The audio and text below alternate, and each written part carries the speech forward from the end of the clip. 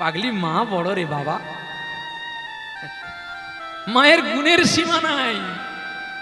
এটা গানে আছে না, মায়ের কথা বলবো কত, যদি বলি বছর শত তবু না ফুরাই আমার মায়ের বর্ণনা। তাহলে কি বাবা ছোট? না না না, বাবা ছোট না। 16 কলায় 15 কলা বাবা, 16 কলায় মা। বলে কি করে না, একটা গুণে মার কাছে বেশি, যেটা হচ্ছে মায়ের ধৈর্য। বাবার ধৈর্য নয় কিন্তু। আচ্ছা দেখুন, আপনার বাড়ি গেলেন, আপনার কাছেই জলের বোতলটা বসে আছে, আপনি যদি বলেন আমি গান করি, আমি যদি আমার স্ত্রীকে বলি একটু জল দাও তো খাই, ও দেবে না আপনাকে? জল দেবে। তখনই এসে বসেছে, আবার উঠে গিয়ে জল দিচ্ছে। কিন্তু আপনাকে যদি বলা হয়, আপনার স্ত্রী বলে আমাকে একটু জল এনে দাও না, এই আচ্ছা নিয়ে খেয়ে না, আমি যাচ্ছি কাছে। কারণ আমি তো রাজা, ও আমার প্রজা। কিন্তু না, ও তোমার রাজা, তুমি ওর প্রজা। ও আছে বলে তোমার বাহাদুরি আছে। প্রমাণ মিলিয়ে নিবেন। একটা সংসারে যদি একটা মেয়ে তার বাবার বাড়ি 2 দিন চলে যায়, দেখবেন আপনার বাড়িতে ছেলে মেয়ে নাতি নাতনি বাবা মা সবাই আছে, কিন্তু মনে হয় যেন কত যেন ফাঁকা লাগছে ঘরটা। ঠিক তেমনি বাল্যকালে মা হয় আমাদের সাথী বন্ধু, যৌবনকালে সাথী হয় আমাদের স্ত্রী, আর বার্ধক্যকালে সাথী হয় পুত্র কিংবা ঈশ্বর। তাই বলি সময় থাকতে একটু সাধু ভজন গোবিন্দ ভজন করো, আপনাদের চিত্ত শুদ্ধ লাভ হবে। তাহলে মায়ের গর্ভে যখন আমরা ছিলাম, আমরা ভগবানকে ডেকে ডেকে কেঁদেছিলাম যে কৃমিকীট আমাদের দংশন করেছিল, তুমি আমায় রক্ষা করো। সেখানে ভগবান গিয়ে বলছে তুই ভবে গিয়ে আমার জন্য কি করবি বল আগে, তাহলে তোকে আমি রক্ষা করব। না প্রভু, ভবে গিয়ে তোমার নাম গান গাইব, এই মুখে তোমার নাম গান গাইব, তোমার প্রসাদ পাবো, বাহ, আর এই হাতে পুষ্প তুলে মালা গেঁথে দেব। আর কি করবে? আর কি করবো জানো? আর কি করবো জানো প্রভু? এই নয়ন দিয়ে তোমায় দেখব, এই কানে তোমার নাম শুনবো। কি গো, নাম শুনবো তো নাকি? আর যেখানে হরি নাম হবে হেঁটে হেঁটে যাব। সবাই তো আসলাম, প্রেজেন্টেশন দিলাম, মেয়েকে দেখলাম, আবার সবাই গিয়ে আমরা সেবা আদি করে যে যার কাজে চলে যাচ্ছে। কিন্তু যার জন্য প্রেজেন্টটা দিতে আসলাম তাকে কি একবার দেখলাম? এটাই হচ্ছে খেলা। যার জন্য আসলাম, যার কৃপাতে বাঁচলাম, এত সাজগুজ করলাম, তাকে দেখলাম না। ভগবান বলে নিষ্পদ পদচিন্তসী, শাস্ত্র শ্লোক বলছে নিষ্পদ পদচিন্তসী বাক্য চিন্তসী চতুষ্পদে। তবে যিনারা ঠাকুর নিয়ে আসছেন আর কদিন করবেন তার ঠিকানা নাই। কারণ এখন মানুষ প্রণাম করলে বেশি ছোট 1 টাকার কয়েন আর ছেঁড়া নোটগুলো দিচ্ছে। নিতাই গৌর হরি বল, আমাদের ছেঁড়া নোট নেই, আমাদের করকরে নোট। হরি বল হরি বল, প্রেম সে বলো রাধা রানী কি জয়। হ্যাঁ, এখানে বললো কি কথাটা না, বলছে যে যার জন্য পৃথিবীতে আসলাম, নিষ্পদ পদচিন্তসী, মানে যার পা নাই, যে প্রাণীর পা নাই, চরণ নাই, সে কোনদিন হরিনাম শুনতে যেতে পারে? নিষ্পদ পদচিন্তসী বাক্য চিন্তসী চতুষ্পদে।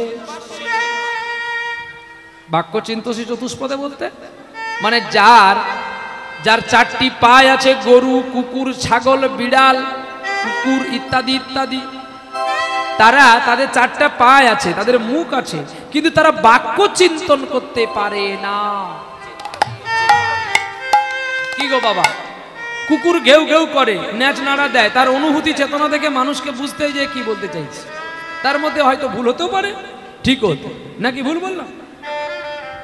তাহলে বাক্য চিন্তসী চতুষ্পদে, তার বাক্য চেনা যায় না, তার 4টা পায়ে আছে। এখানে যদি কুকুর আসে আপনারা তাকে বসতে দেবেন? কি গো, এই হরিবাসে যদি কুকুর চলে আসে আপনারা বসতে দেবেন? হেট হেট করে তাড়া দিবেন। কিন্তু মানুষ আসলে বলবেন বসুন, জায়গা দেওয়া আছে। বাক্য চিন্তসী চতুষ্পদে দেবতা মানব চিন্তসী মানব কিং করিষ্যেৎ।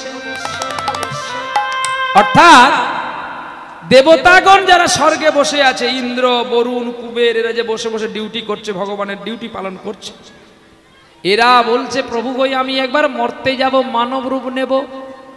ভগবান বলছে কেন?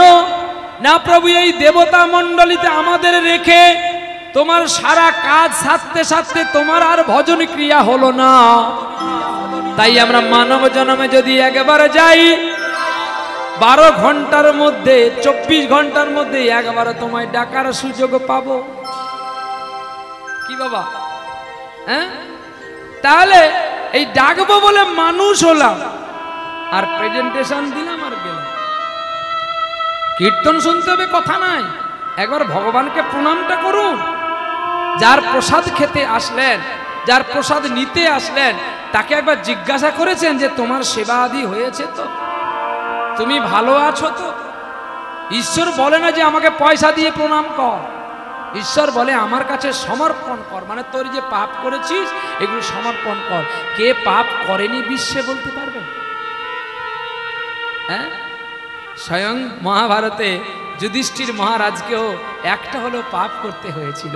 তাহলে যুধিষ্ঠির যদি একটাও পাপ করে থাকে, তাহলে আমরা লক্ষ লক্ষ কোটি কোটি কত পাপ করি। তাহলে আমাদের কর্তব্য হচ্ছে একবার গোবিন্দের কাছে আত্মসমর্পণ করা। বিদায় গৌর।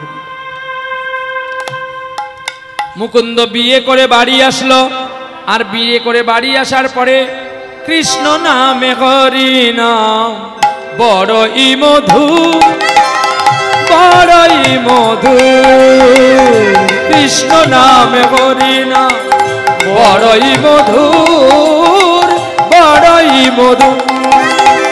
যেই জন কৃষ্ণ ভজে সে বড় চতুর, যেই জন কৃষ্ণ ভজে সে বড় চতুর, যেই জন কৃষ্ণ ভজে সে বড় চতুর, সে বড় চতুর।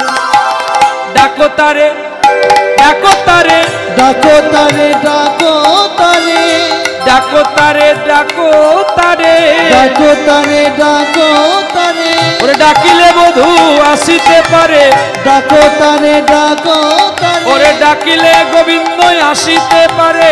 ডাকো তারে, ডাকো ও তারে, জয় রাধে শ্রী রাধে বলেন ভাই তারে, ডাকো তারে, জয় রাধে শ্রী রাধে বল। ডাকো তারে, ডাকো তারে, ডাকো তারে, ডাকো তারে।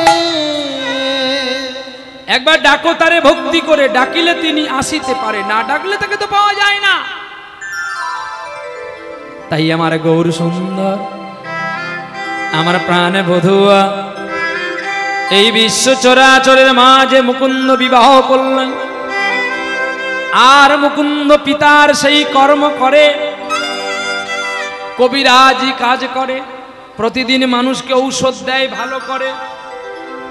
একদিন নিজের স্ত্রীর পেটের ব্যথা হলো, কবিরাজ কতই ঔষধ দিল, কিন্তু কোন ঔষধে, কবিরাজের ঔষধে আর নিজের স্ত্রীর পেটের ব্যথা ভালো হয় না।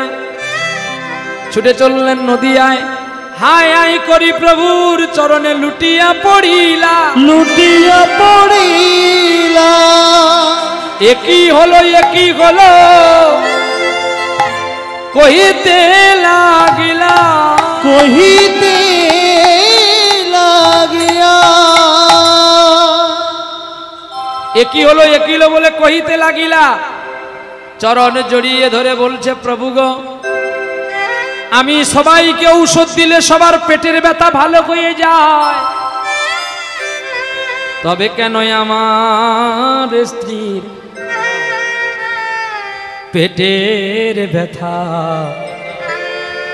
ভালো হলো না,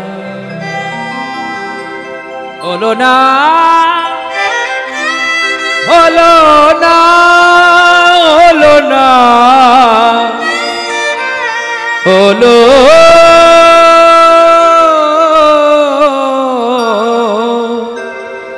না।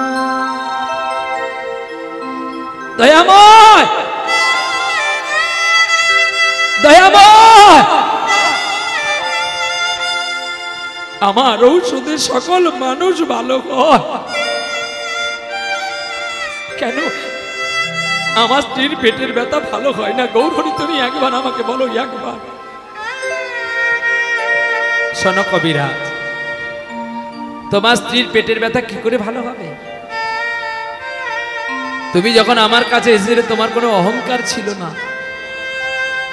আজকে কাজে তুমি বাড়ি যাওয়ার পরে তোমার মধ্যে অহংকার দেখতে পেলাম। মুকুন্দ বলছে, প্রভু অহংকার দিলেই তুমি দিয়েছো, ক্রোধ দিলেও তুমি দিয়েছো, পাপ দিলে তুমি, পুণ্য দিলে তুমি। এই জন্যই তো আমি বলেছিলাম আমি সংসারে যাব না। তবে কেন কেন তুমি আমাকে মায়ার সংসারে পাঠালে? কবিরাজ, কবিরাজ একটা কথা তোমাকে বলবো, এই হাত পাতা চেবানো চর্বিত তাম্বুল মুকুন্দ কবিরাজের হাতে দিল। এই চেবানো চর্বিত তাম্বুল পেয়ে চললেন তিনি। কে? চেবানো চর্বিত তাম্বুল পেয়ে, এটা নিয়ে যাও মুকুন্দ, এইটা নিয়ে গিয়ে তোমার স্ত্রীকে দাও, তোমার স্ত্রী পেয়ে ধন্য হবে, ধন্য হবে তার জীবন। মুকুন্দ কবিরাজ চেবানো চর্বিত তাম্বুল নিয়ে চলছে গো, আর মুখে তার কৃষ্ণ নাম।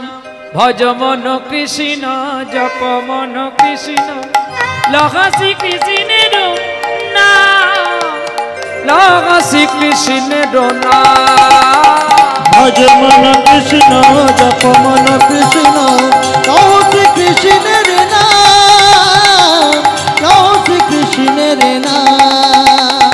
জয় রাধা, জয় রাধা গোবিন্দ বলে চলো ব্রজধাম, জয় রাধা গোবিন্দ বলে চলো ব্রজধাম। লগাসি কৃষ্ণের নাম। ভজ মন কৃষ্ণ, লহ মন কৃষ্ণ, লগাসি কৃষ্ণের নাম, লগাসি কৃষ্ণের নাম। ভজ মন কৃষ্ণ, জপ মন কৃষ্ণ, লগাসি কৃষ্ণের নাম, লগাসি কৃষ্ণের নাম। দিবানিশি যেবা ভজে হরি হরে, ভয় কি আছে রে তার ভাব পারা পারে। দিবানিশি যেবা ভজে হরি অজে, ভয় কি আছে তার ভব পারা পারে। দিবানিশি যেবা ভজে হরি হরে, ভয় কি আছে রে তার ভাব পারা পারে। দিবানিশি যেবা হরি কথা ভজে, ভয় কি আছে তার ভব পারা পারে। ওরে নামে আছে নামে আপনি শ্রীহরি, নামে আছে নামে আপনি শ্রীহরি। একবার বদন ভরিয়া বলো নাম। ভজ মন কৃষ্ণ, তাই গৌর হরি বল, হরি বল। কৃষ্ণের নাম, ভজ কৃষ্ণের নাম। ভজ মন কৃষ্ণ, জপ মন কৃষ্ণ, লহ কৃষ্ণের নাম, লহ কৃষ্ণের নাম। আজ দিবানিশি যেবা ভজে রাধা গোবিন্দস্তে। ভজন করবেন সাধনে, ভজন যেখানে সেখানে করবেন না। বলে কেন? এই নামের মালা নিয়ে বাজারে যাবেন, পায়ে জুতো থাকবে, হরি বল জিজ্ঞাসা করবেন, শিব বাজারে হেঁচড়ের দাম জিজ্ঞাসা করবেন। তোর ভজন সাধন খুব কড়াকড়ি তো। বলে নতুন বৈরাগী সেজে এবার বেরিয়েছি, আমি নতুন বৈরাগী সেজে এবার বেরিয়েছি, আমি নতুন বৈরাগী সেজে। আজ্ঞা নতুন বৈরাগী হয়েছি তো, মেয়ে হ্যাঁ হিন্দুস্তানি।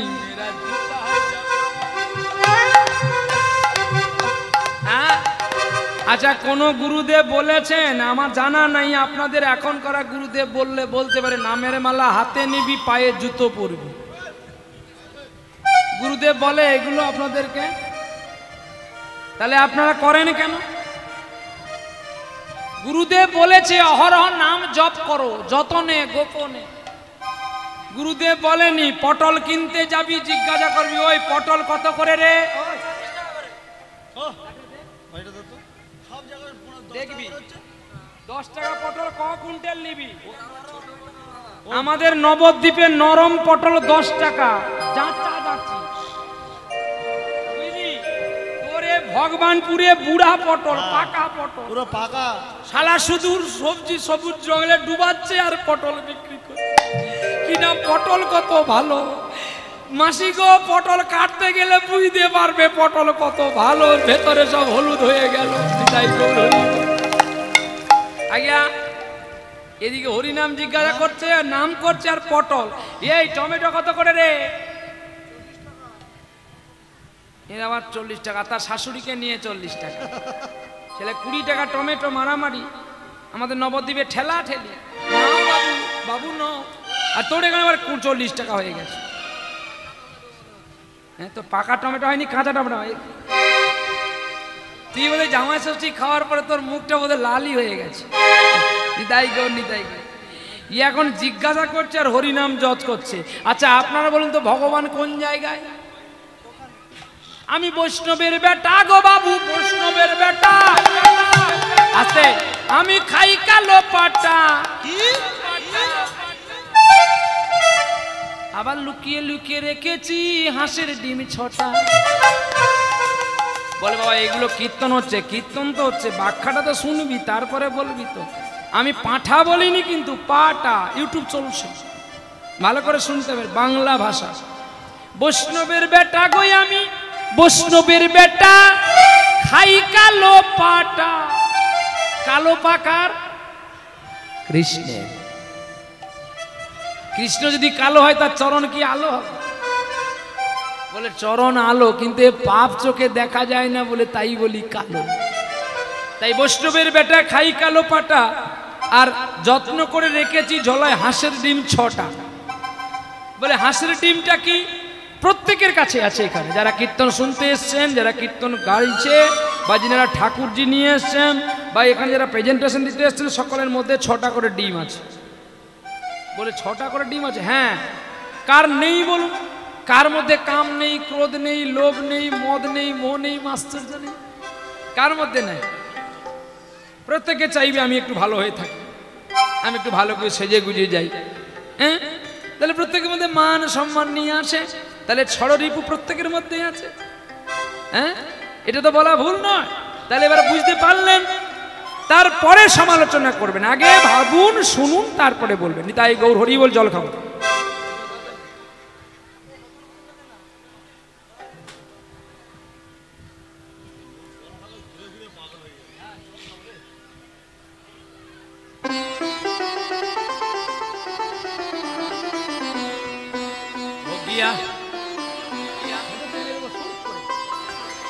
নিতাই গৌর হরি বলে, প্রেম সে বলো রাধা রানী কি জয়। তাহলে ভগবান কৃষ্ণ নাম জপ করলে মনে মনে জপবি, লোক দেখিয়ে বাজারে ঝলা ঘুরানো দরকার নেই। এতে কলঙ্ক হয়, ভজন হয় না।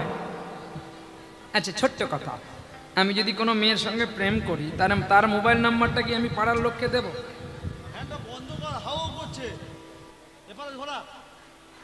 তাহলে আমার কাজ হবে কি, তার নাম্বারটা আমি জানবো, আমার নাম্বারটা শুধু ওই জানবে, আর যেন কেউ না জানে। ঠিক তদ্রূপই আমাদের চিত্ত শুদ্ধ পৃথিবীতে ভগবানের সঙ্গে প্রেম করতে গেলে ভগবানের সঙ্গে সম্পর্কটা যেন আর কেউ না জানতে পারে। তাই জপনের গান করার জন্য কাজী নজরুল ইসলাম বললেন, খেলিছ বিশ্বলে বিরাট শিশু, আন মনে খেলিছ, খেলিছ এ বিশ্বলয়ে বিরাট শিশু, আন মনে খেলিছ এ বিশ্বলয়ে বিরাট শিশু, আন মনে খেলিছ। প্রলয় সৃষ্টি তব পুতুল খেলা, নিরজনে প্রভু নিরজনে খেলিছ এ বিশ্বলয়ে বিরাট শিশু, আন মনে খেলিছ। শূন্যে মহা আকাশে তুমি মগ্ন নীলাও বিলাসে, শূন্যে মহা আকাশে মগ্ন লীলা বিলাসে। এই গান আপনারা প্রত্যেকটি কীর্তনিয়ার কাছে শুনতে পান, ইউটিউবে, ফেসবুকে, হোয়াটসঅ্যাপে কিংবা টিভির মাধ্যমে আপনারা শুনতে পান অনেক জনের মানুষের কাছে। কিন্তু অনুপ জলোটার মতো কেউ গাইতে পারবে? তাহলে উনার দাম কেন 1 কোটি, আমাদের দাম কেন 10,000? তফাৎটা কতগুলো শূন্য দেখুন। এই জন্য সাধন, গান গাইতে গেলে আগে শ্রদ্ধা সাধন করো, ভজন করো, তবেই তো গান গাওয়ার মতো হয়। শূন্যে মহা আকাশে তুমি মগ্ন নীলা বিলাসে। আসো।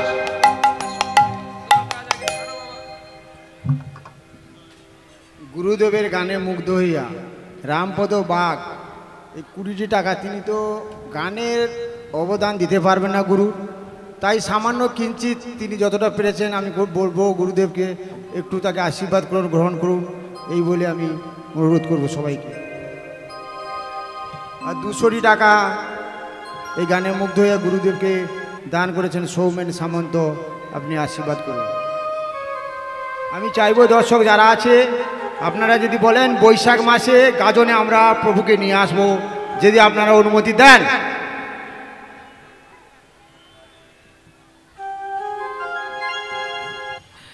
শূন্যে মহা আকাশে তুমি মগ্ন নীলা বিলাসে, ভাঙিছ গড়িছ নীতি ক্ষণে ক্ষণে, নিরজনে প্রভু নিরজনে খেলিছ এ বিশ্বলয়ে বিরাট শিশুর আনমনে খেলিছ। তারকার বিশ্বসী খেলো না তো হে উদাসী, পড়িয়া আছে রাঙা পায়ের কাছে, রাশি রাশি বাবাদানি জানি তারকার বিশ্বসী খেলো না তব হে উদাসী, পড়িয়া আছে রাঙা পায়ের কাছে, রাশি রাশি নিত্য তুমি হে উদাস, সুখে দুঃখে অবিতার, নিত্য তুমি হে উদাস, সুখে দুঃখে অবিকার।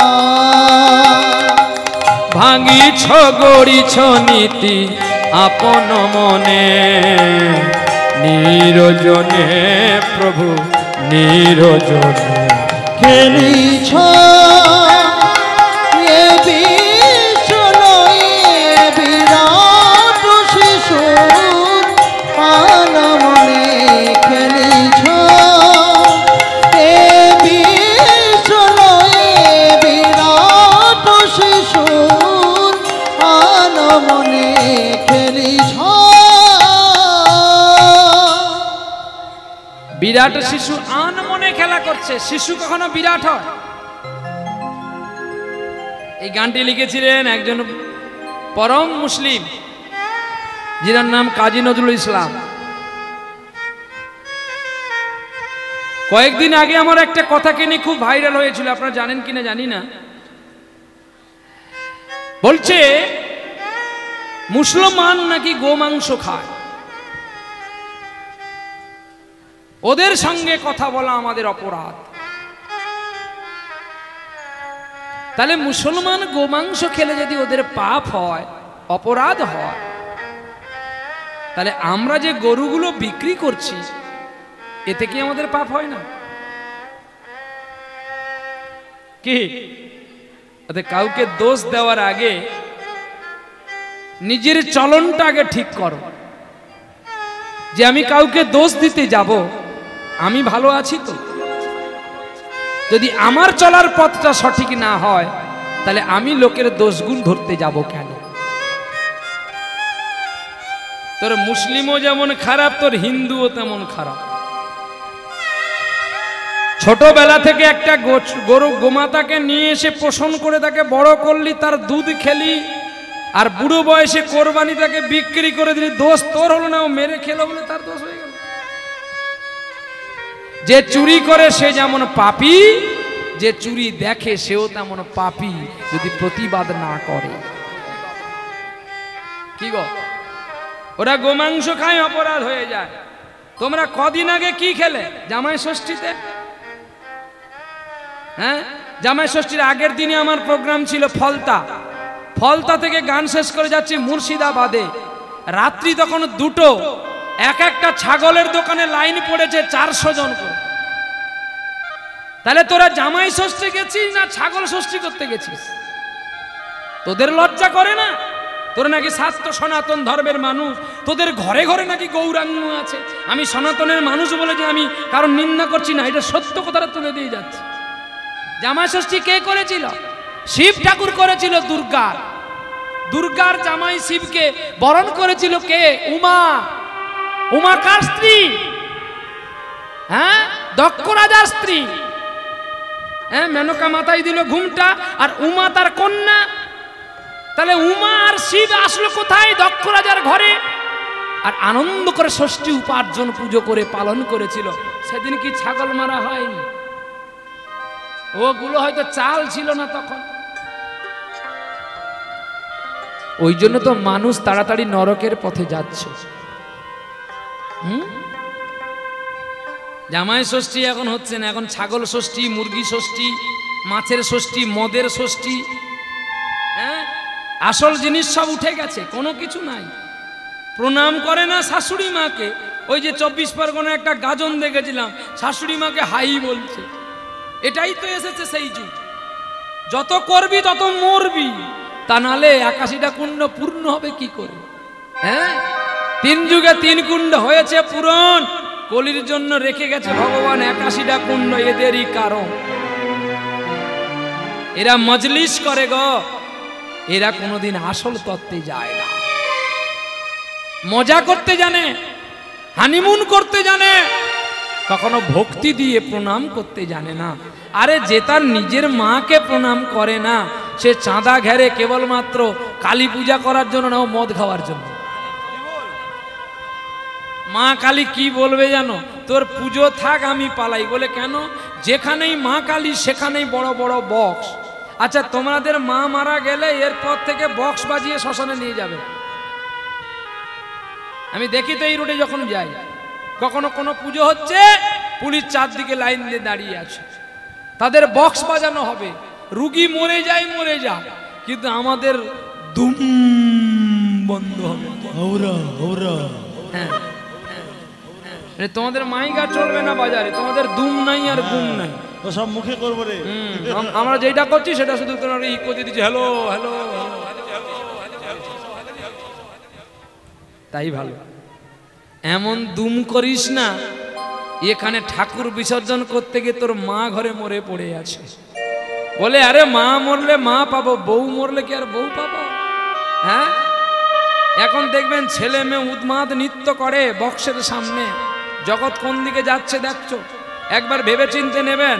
আর 5টা বছর পরে দেশটা আরো উন্নত হয়ে যাবে, পৃথিবী আরো এগিয়ে যাবে, সত্যি লন্ডন হবে তো। বলে কি করে না, লন্ডন হবে না, মেয়েরা তো এখন হাফ প্যান্ট পরা শুরু করে দিয়েছে।